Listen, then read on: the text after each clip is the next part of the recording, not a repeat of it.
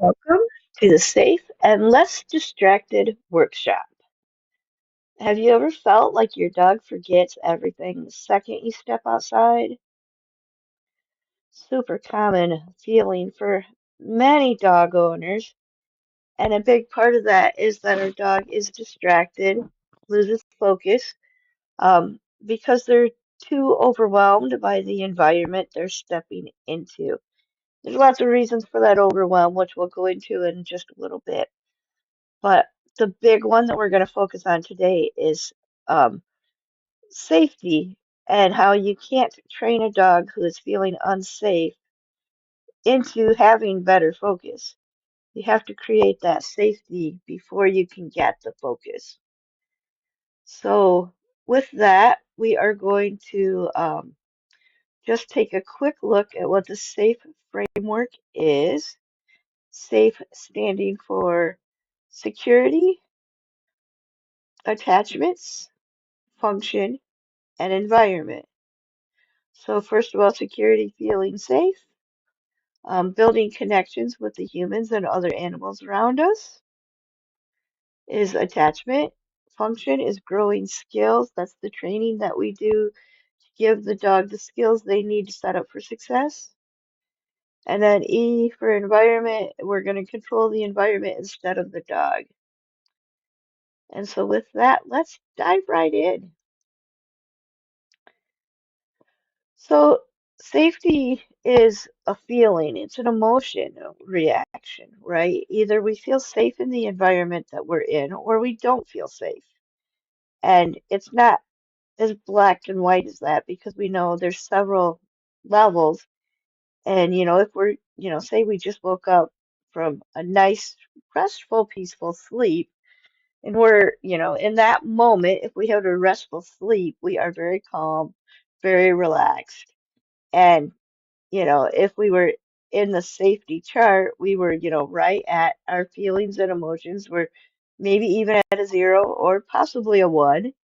And then as we move into more challenging environments, that level of safety can climb up the charts. So when your dog is overwhelmed by a new environment you're stepping into or something that just changed in the environment, they quickly hit, on the scale of 1 to 10, right up to a 10 real fast and become overwhelmed. So this means that the distractions that they're experiencing and not being able to follow your cues and listen to every word and recall when you ask and do all the fun skills, that's not being stubborn. That's having a brain that's been hijacked, right? Fear or overexcitement, they both will do the same thing, but they basically hijack the nervous system, sending a body into survival mechanism skills, which there's 5 main survival mechanisms that can kick in. And we're all pretty familiar with fight, flight, and freeze.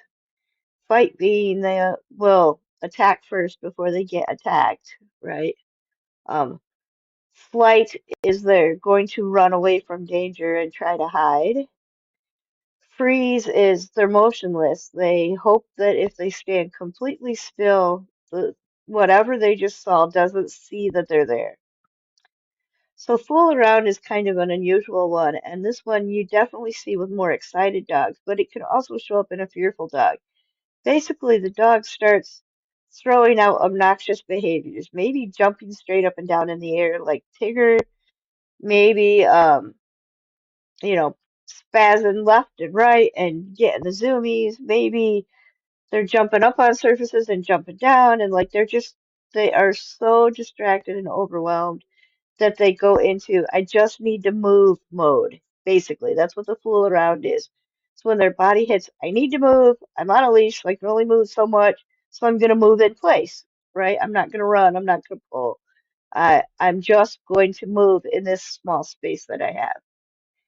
And then fawn, and fawn is really when the dog decides to, fake an injury or make themselves small. They might get really low to the ground. They might try to duck behind something, or they might appear like they're injured and weak, or very submissive type behaviors saying, don't mess with me. I'm not a threat. I'm not strong enough to be a threat to you, so please leave me alone kind of behaviors.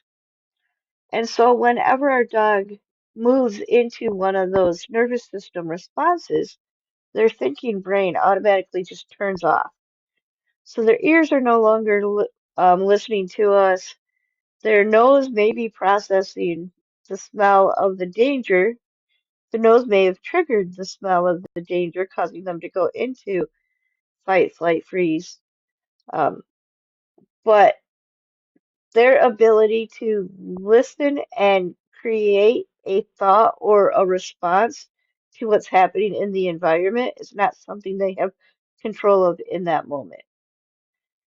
So when you see your dog starting to do what we might label as obnoxious or stubborn behaviors, your first step is to ask yourself this question. How do I help my dog feel safe in this moment? And so we're going to kind of carry that through as we look at the safe framework and kind of dig into, how is the safe framework used to help our dogs and improve our dog training? So the very first thing we're going to look at is that emotional safety. A very commonly quoted word, term, or phrase in dog training is behavior is communication. And what that means is the dog's behavior, what we're seeing, is going to tell us, or at least give us insight into what the dog is thinking. Yes, it's possible for us to misread that, and we may see reactivity like barking at another dog as being a fear response when really it's just an overexcited they want to go play, or vice versa. We might see it as that overexcited they want to go play, but then all of a sudden they're in over their heads and it turns to fear real quickly. And some dogs will bounce back and forth from overexcitement to fear really fast. Um, so we can easily misinterpret the emotions our dog is feeling. Some of that comes down to recognizing those stress signals, right? So the SAFE framework allows us to look at the stress signals, the common ones for all dogs, and then kind of fine tune that into what does it look like for my dog. So if you're familiar with body language at all, you are typically used to looking at dogs' eyes, ears, nose, mouth, and tail. Those are the places where we get the most amount of feedback from our dogs. And it can be hard if our dog, say, is pulling at the end of the leash, trying to pull towards the distraction. Um, we really can't see their eyes, and often we can't see their nose in that moment either. And maybe we can't see their mouth, maybe we can. We can usually see their tail. We can usually see the flexibility in their spine. So those might be early warning signs for us. So some dogs will automatically do more of a lip licking behavior when they're stressed, and other dogs might do more of a bigger smile, trying to be somewhat of an appeasement when they're stressed. So if you're looking at the mouth, for example, you need to know what are the early warning signs for your specific dog. Are they lick lipping? Or are they lick lipping because you just fed them a tasty treat and they're chewing and the licking stops, and they can check in and still lip lick, that's a big thing. So, a big indicator is when the body goes stiff. So, movement stops or becomes very hard, right? So, the tail might still be wagging, but it's almost wagging with a purpose, a very very distinct wag. It's not the friendly, high-flying tail wag that your dog normally has. Azul has a really easy to read tail being a husky because he's got the swoopy tail that comes up above his back, kind of folds back over his back. And so when he's excited, that tail's high and that tail's wagging all loose and relaxed, kind of like wagging so hard his butt's almost moving, right? And the more stress he's under, the lower that tail goes. Now, since his tail normally curves up high above his back, it never fully drops between his legs or points forward in between his legs. If it's low to the ground, he's stressed.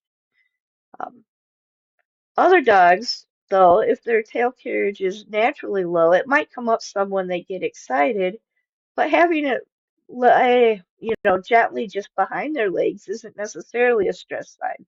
That would be a stress sign for Azul, but it may not be for a dog that normally has a lower tail carriage. I worked with a corgi mix once, and his tail did the perfect, like, curve back under his butt. So it always was low, and generally it was kind of low and straight. But when he got stressed, it would curve back between his legs a little bit, just the tip of it. So you could watch the tip of his tail and know that if it was just slightly down but pointing like towards the ground, that he was either excited or he was processing something, sniffing something, hearing something. It had his attention. And if he got nervous about it, it would just slowly curl back underneath his legs. Um, so knowing how the eyes change, the ears change, the mouth changes, the tail changes for your dog is the key to creating emotional safety. And then supporting emotions is a big part of creating emotional safety. We all have emotions, humans, dogs, all animals have some level of emotions. And so the biggest thing that we can do to help our dogs is acknowledge those emotions. And one of the kind of myths in that force-free training gets held up for is that we will equate our dogs as family members, which mine are family members. But so we sometimes may put human emotions on the dog, which can be true. Um, but when we're looking at emotions when it comes to fear and nervous system responses, we can't reinforce fear by supporting those emotions. So I want to make sure we kind of dispel that myth a little bit. If you're giving your dog food or attention or praise when they're scared, you're not going to make that fear last longer, right? If they're having a nervous system response to something in the environment, your support can mean everything to them. It can help them come out of that nervous system response back into thinking or learning brain. So don't worry about doing things that support your dog when you see they're having a fear reaction, in fear that it's going to, in the worry or concern that it's going to make your dog's fear worse, because fear doesn't work that way. One of the big indicators that our dog is overwhelmed, and it's not always an indicator because some dogs are more motivated than others, but one of the big indicators is the dog suddenly stops taking food. So they were normally able to take food in the environment you were in, say you were out walking in your driveway, but now they see another dog and they can no longer take food. That's not a sign that they're being stubborn. It could be a sign that that food is just less motivating than the idea of getting to greet the other dog. But it can also mean that the nervous system, the fear processing system, the nervous system is speaking louder than hunger. When our dogs go into those fight, flight, freeze, nervous system responses, digestion slows down, somewhat gets turned off, so they're not seeking food in that moment. So we can somewhat use food to our advantage when we're trying to decide where our dog is on the emotional scale, because we know if they would take food and now they're not, that they're higher on the scale than what we thought. And if we know that, they were taking food just fine a minute ago, and now they either take it and spit it out, or they're not interested in it at all, we know at that moment they're not in thinking brain. They're just in that nervous system response. So food may not be our option there. We're going to support in other ways, or we're going to change how we're delivering the food to help them through the skills and things that we our training. So that food refusal can be information. Yes, some dogs just don't like food, and we need to find different types of motivators. And I'm all about that.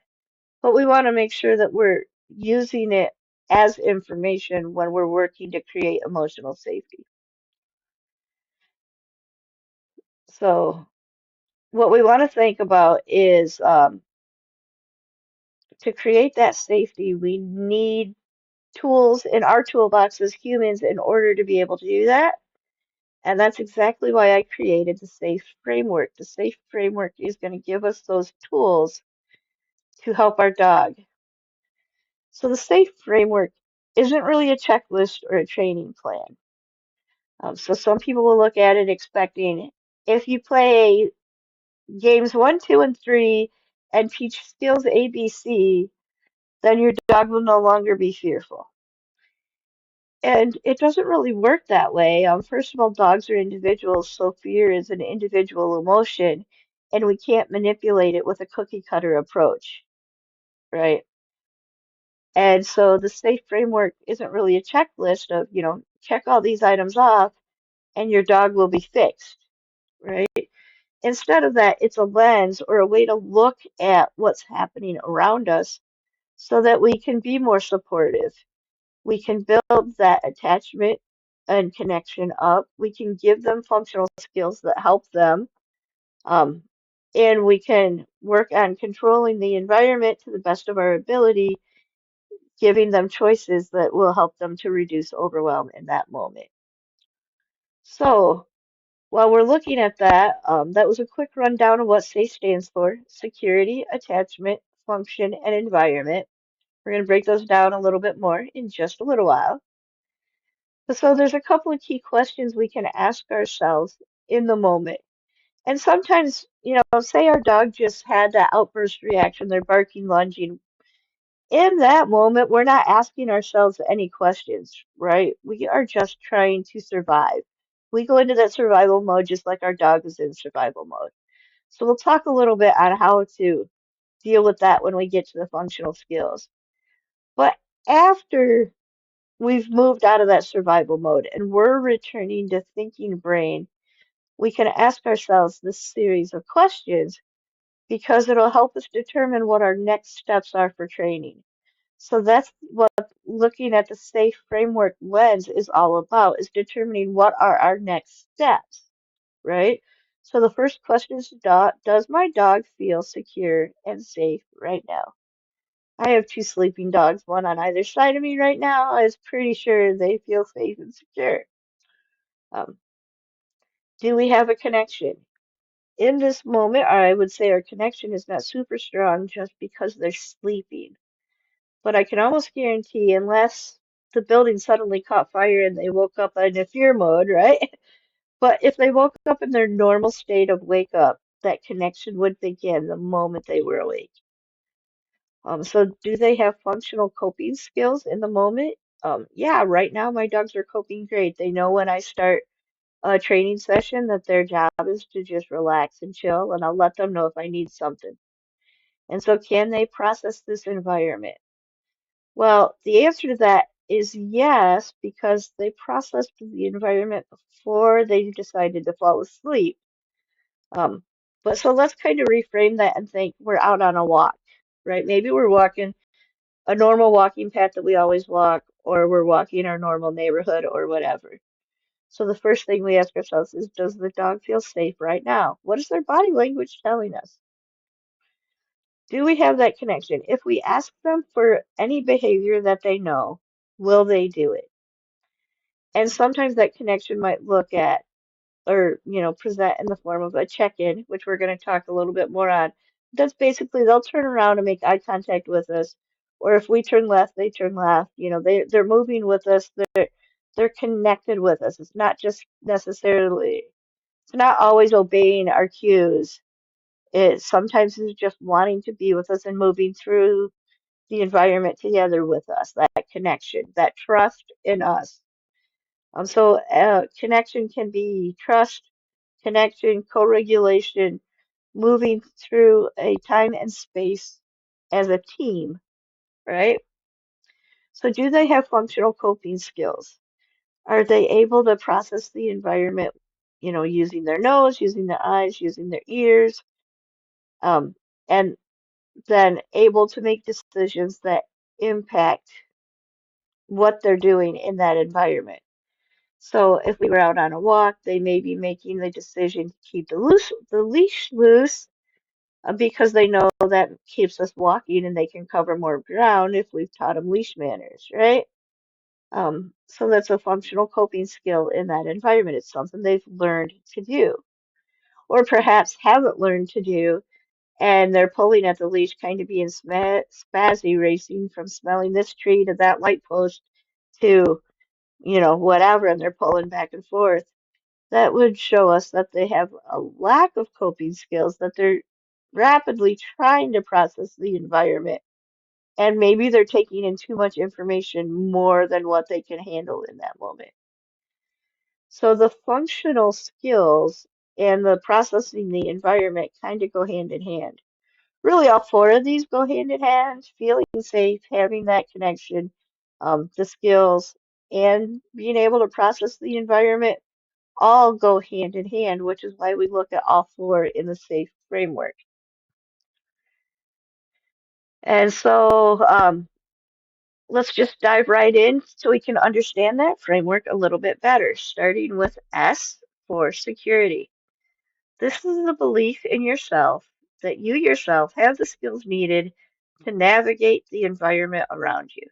So whether you're looking at you as the human or looking at your dog, it would be the dog believing that they have the skills needed to navigate the environment they're in. They have the skills to go on the walk with you, or they have the skills to play ball in the backyard feeling safe and, grabbing the ball, chasing the ball, catching the ball, whatever it is you're working on, right? The belief, security or feeling safe is the belief that you're prepared for what's happening around you. So we can strengthen that security for dogs that might be a little unsure of the environment, not quite in a nervous system response, but a little bit unsure. We can strengthen that security by giving them some small, easy wins to help build up their confidence. So, when we're looking at security, we're going to look for those places where we can add small, easy wins into what's happening in the world around our dog. So, adding simple challenges can also grow skills. This might be challenges like parkour challenges. Can you climb up on this? Can you do a paw target here? Um, can you touch your nose to my hand? Any of those, can you go under this object, over this object, around this object? Those are all parkour challenges um, that do allow for small, easy wins, but also help to grow skills. One of my favorites being teaching the dog to go around, because how many times has your dog wrapped around a tree, gone one way, or a pole? They've gone one way around, you've gone the other way around, and now you're twisted and nobody can move forward because the leash is tangled. So, teaching the skill of going around and following the leash back around the pole is a great skill for dogs to have, and it's a great way to create an easy win on a walk. Once they learn how to do it, it can be a little bit frustrating in the beginning for us, but once they learn how to fix that themselves, it becomes a small, easy win that grows their confidence and grows their skills in navigating that environment safely.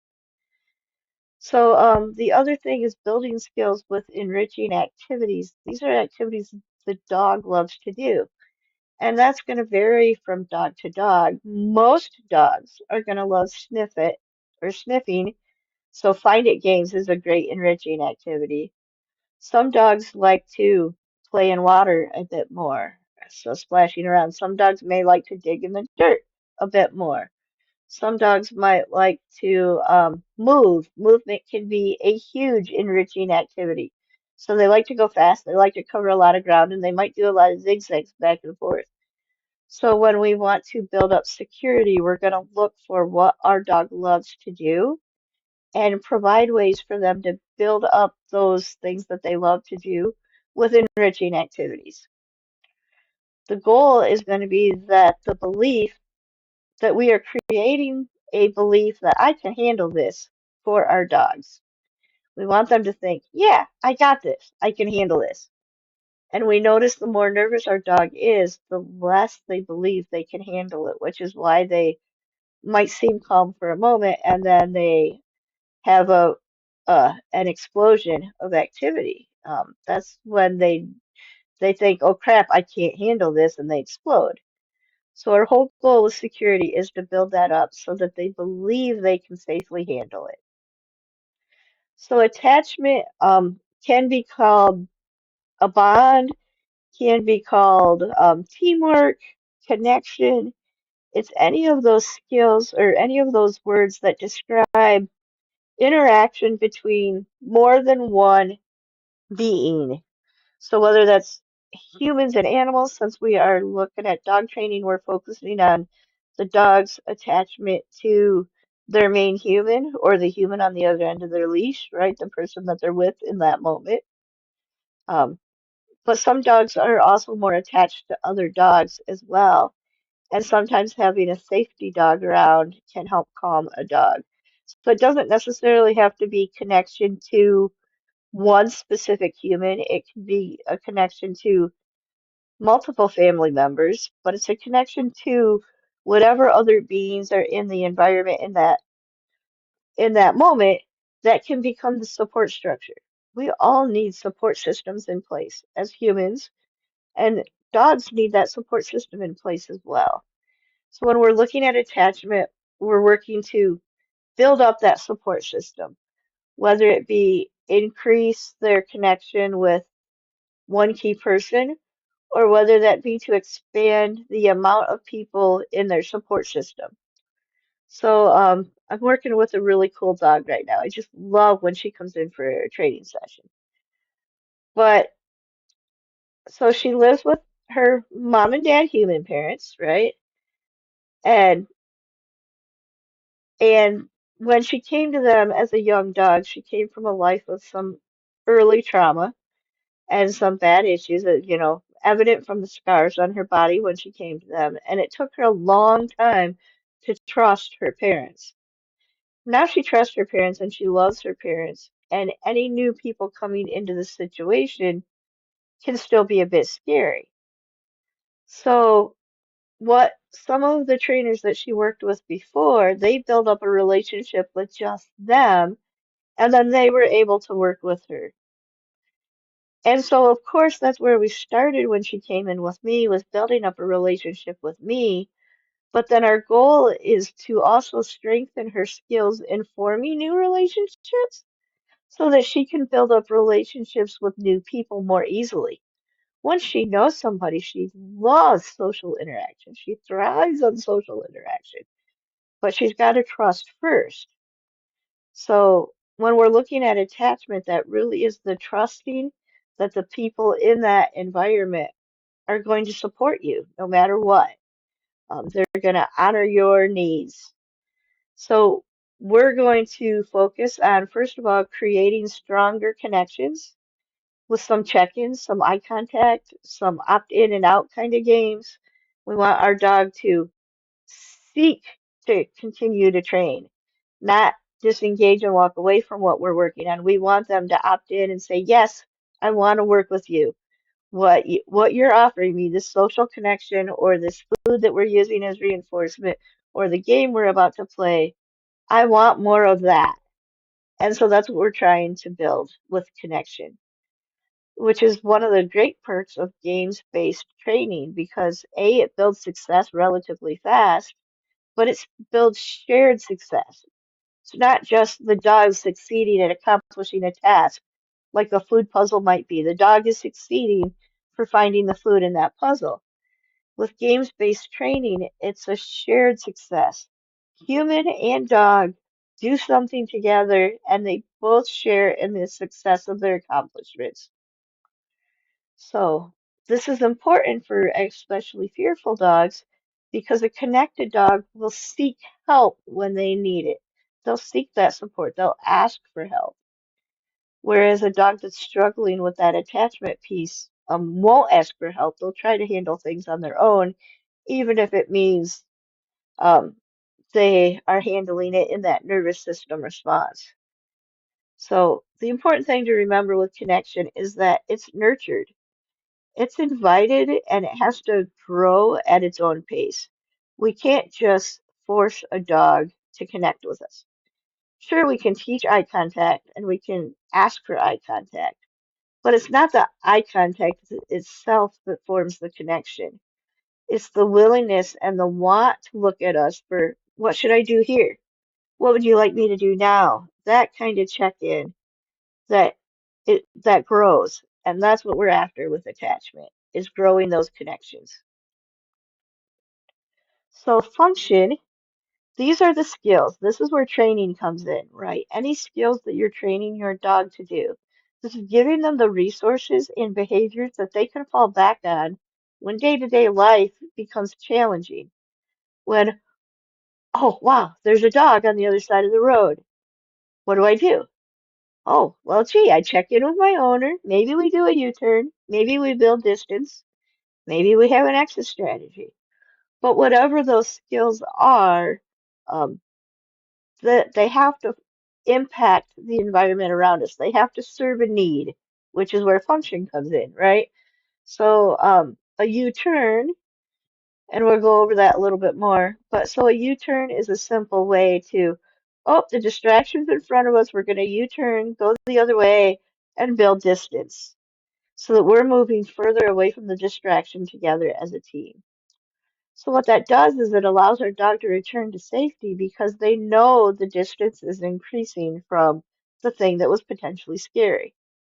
So what function gives us is the rules to live by. It teaches our dog that if we do ABC or XYZ behaviors, we will be safe with our human. So they're not rules the dog has to obey, but these are the skills that we're going to do when whatever happens, when it hits the fan, whatever that may be. A person knocks on the door, vehicle pulls in the driveway, a new dog, the mailman walks by, whatever it is. So the rules to live by are the skills that we're teaching that give the dog something to fall back on when that thing is happening. So they really are developing those coping mechanisms, right? So the dog I was talking about a little while ago that I just love to work with. We taught her an easy way to opt in and out of training because me being the scary person, I was a little bit scary for doing some things with her. So we created a station training system. If she was ready to do more and to push forwards a little bit more in developing that bond with me, that connection with me, she could step up on the station and we would continue our game. At any moment, she could step off the station and the game would take a brief pause. So that's giving her a coping mechanism and giving her back the control over the environment so she could opt in and opt out as she wanted to. And once she realized that, so the coping mechanism is the realization that, hey, if I do X, Y, Z, it always has a positive outcome. So those are the coping mechanisms we're trying to teach our dog when we're looking at the function lens in the SAFE framework. All the skills that we want to train in this step are skills that are going to set our dog up for success. It might be move into a safety position. So you'll see Belle do this if she's getting slightly nervous. Some young kids will make her a little bit nervous if they're running her direction. So she is a safety position of either standing between my legs or standing right behind my legs. And she knows she can get in whichever one that makes her more comfortable. But so giving her that tool allows her to feel safe in the environment around kids because she knows that she can communicate to me that she's unsafe simply by putting herself in that safety position. So we're setting her up for success. And now she has almost zero problems with kids. Every now and then she'll still go in that safety position, but then trusts me to keep her safe when she's there. And we don't let kids pet her when she's there. If she wants to interact with the kids, she will come out of the safety position and then she can interact with them. So giving them rules to live by, coping mechanisms, and skills that set up for successful environments are what we're looking at when we're looking at function. Skills have to be practiced in calm environments until they are automatic.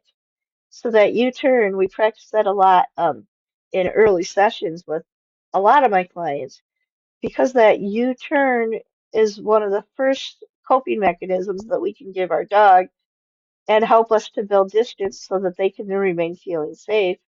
And so we practice it till both human and dog can smell, hear, see a distraction, and automatically go into the U-turn behavior without even thinking about it, right? We want those safety skills to be an automatic response, not something we have to cue, not something we have to think about or build up. It's an automatic response. Um, so that leads us down to environments. And this is really the hardest one for us to work with because we can't always control the environment in the way that we would like. So when we're looking at environments in the SAFE framework, the goal is to choose environments where our dog will feel safe the majority of the time, and they have the skills to exit or navigate the environment if something scary happens. So this might mean that, if our dog has been been reacted to multiple dogs barking at him at a walk through our neighborhood, that maybe we're going to end the walks through our neighborhood for a little while we build the skills, right? We might do some different things, more enrichment at home. We might go for a car ride to a quieter area to do a walk, or, there are lots of different things we can do. But so that is creating the safe zones.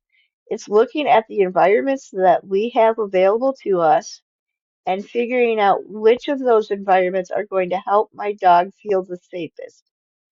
Um, and we know, like all good training usually starts at home, inside our home. Hopefully, our dogs feel safe.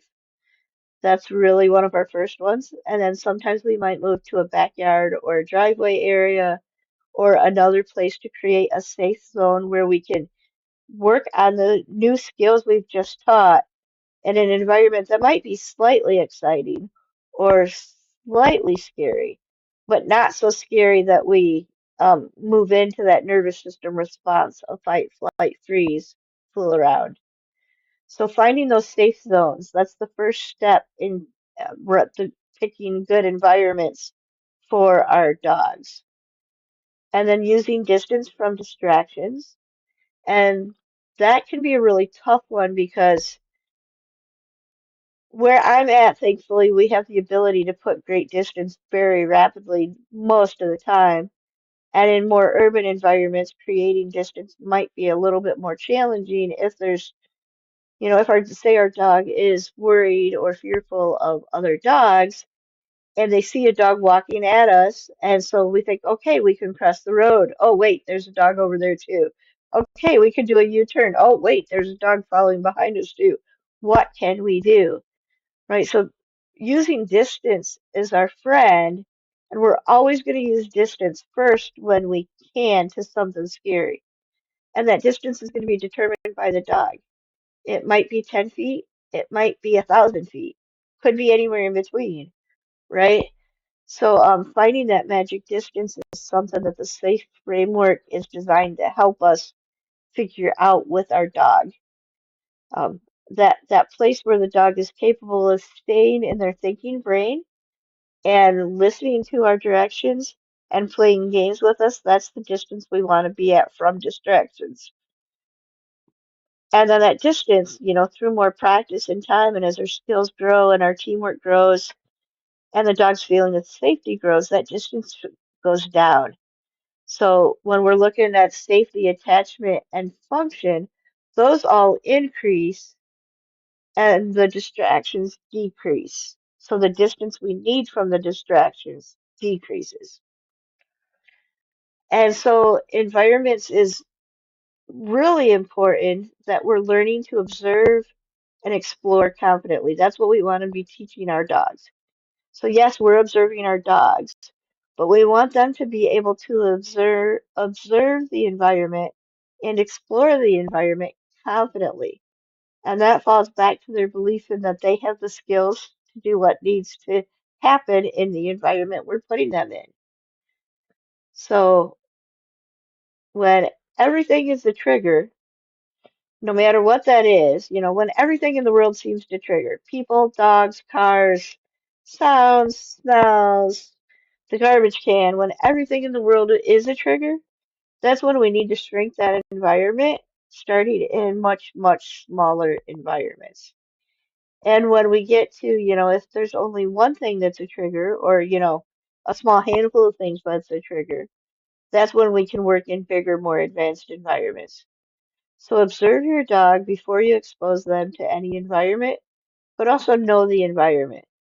The more fearful your dog is, the more you have to scope out the environment before you decide to take your dog there.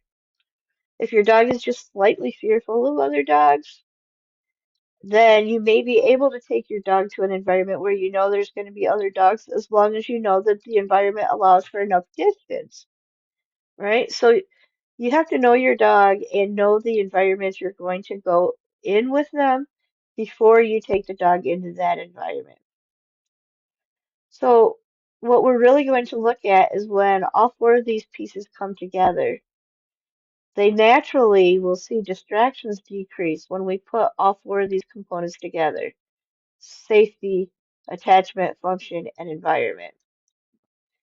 And so we're going to look at those practical skills. Our goal is to control the environment instead of the dog. Instead of blaming the dog for having the emotions they're having, we have to do our best to control the environment. And yes, some environments just are totally out of control. We can't control what the other person walking their dog on the other side of the street is doing. We can ask them to stay back and give us space, but we can't make them stay back and give us space, right? So we can't control all environments.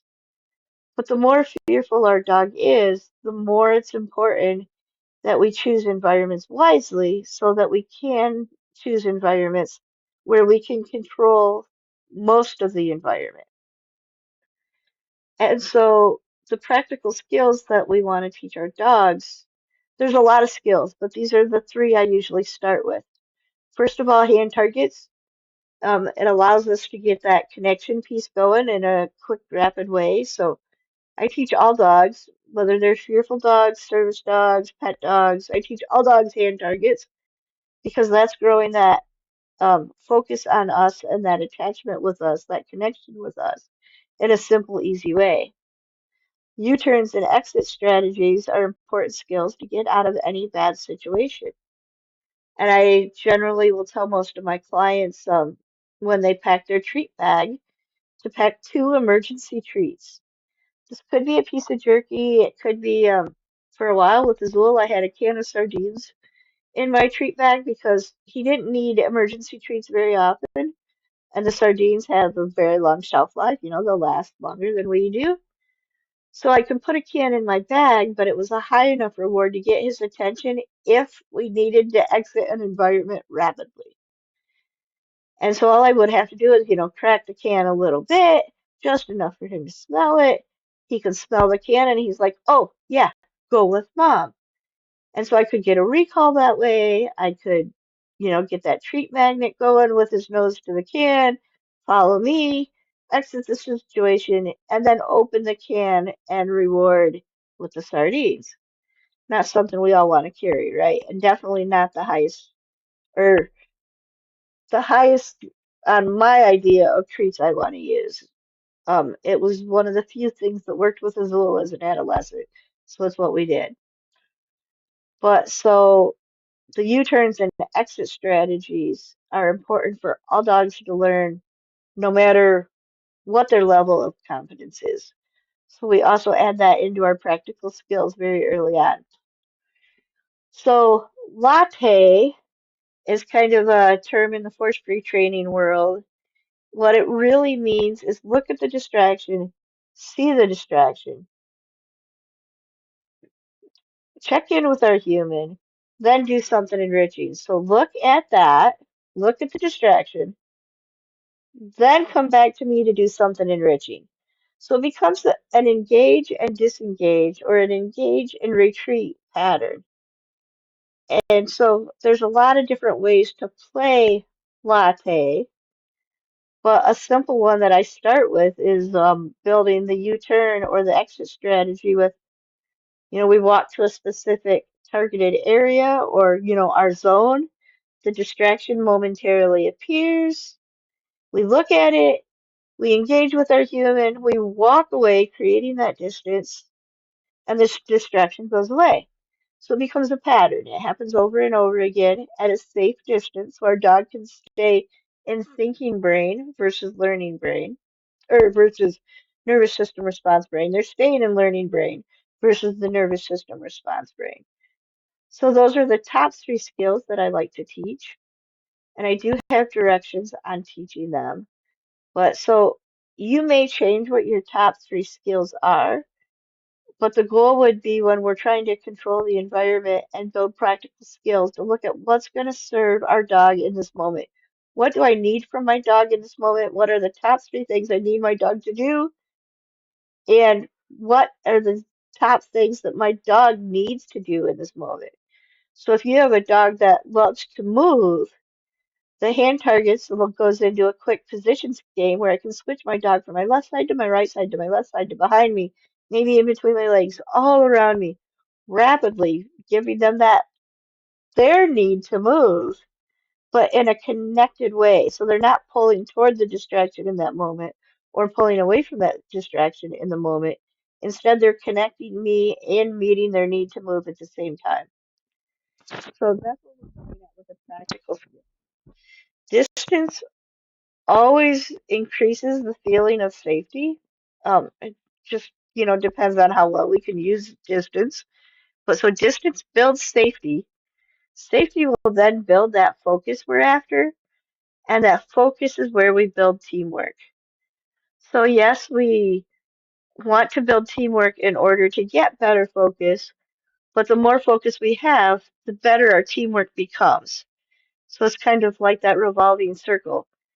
The more we use distance to build safety, the more safe your dog feels, the better focused they become. The better focused they become, the better teamwork we have. The better teamwork we have, the better we can make them feel safe. Becomes a cycle that just keeps circling over and over again. So with this safe framework, if you're interested in this framework and like it, I have some options available. But I want to tell you just a little bit about, oh, whoops, sorry, I skipped a page. Let me back up. So reinforcing our main themes, just to kind of recap. Controlling the environment so that our dog doesn't feel the need to control the environment with their reaction, right? So when we're controlling the environment, we're going to choose locations intentionally that we know will help our dog feel safe. We're going to know when it's time to maybe work through a situation and when it's time to just walk away, when it's time to deploy that exit strategy and get away. And practicing the skills that we want our dog to have in those moments before practicing where we're pushing the limits, before we're trying to expose them to their known triggers. So choosing environments wisely, knowing when, nope, this is just going wrong, we need to walk away and change our plan, or when we can push it just a little bit because our dog has great skills to function in what we're asking of them. When our dogs feel safe, they don't need to explode. They don't need to shout. And so, feeling safe through exit strategies, distance, and clear support becomes our number one way to help them. And then building connection with games, teamwork, and emotional availability, helping them. We know that if, say, our dog is afraid of dogs and they react and bark, and it sounds aggressive and scary and mean, and they're afraid, so they're reacting. It almost always makes us afraid as well. Sometimes, especially for those of us that have had really reactive dogs, we learn to scan the environment and almost become more reactive and like, oh crap, there's a dog. My dog's going to see it. And when they see it, they're going to turn into a spaz, right? So we come into hypervigilant mode where we're constantly scanning the environment too, which, pros and cons. It doesn't always work to our advantage to do that. Like I want to see it before my dog, but I also want to be able to remain calm and provide emotional stability for my dog so they can feel that strength that I have, that calm strength that I'm trying to convey. So that also boils down to when we control the environment, we're able to feel more calm and emotionally available for our dogs because we trust that they have the skills in the environments we're going into. So that is the core of the SAFE framework. And so with that, we have our SAFE start. If you really like the SAFE framework and you want to learn more, the SAFE start is your road to creating a calm, confident dog. It's a beginning. It's a mini class, 12 simple lessons, but it's going to teach you the skills we talked about. It's going to teach you how to develop emotional safety for your dog. It's going to teach you how to grow that teamwork and that connection piece with your dog, build those practical skills, and reduce overwhelm for both of you. Because feeling safe becomes before learning, and none of us can learn if we don't feel safe. Two go hand in hand. And so, with that, since this is March Madness month, we're having a less is more. Less distraction means more for our dogs, creates more safety. So less is more sale on our Safe Start mini class. If you're interested, now through March 7th, you can get 50% off that class when you register using the code less is more at checkouts. So that's all caps, less, Less, is, is, more, more. Type in that code at checkout and you'll save 50% on the class. So when dogs feel safe and they stop shouting, they can finally listen to what we're asking. So when we listen to them, they can listen to us. If they're shouting and we're shouting, we're both overwhelmed. So less is more. Less shouting for both of us. Less overwhelmed for both of us. More focus, more teamwork. That's our goal. And with that, I hope you've enjoyed this presentation of the SAFE framework.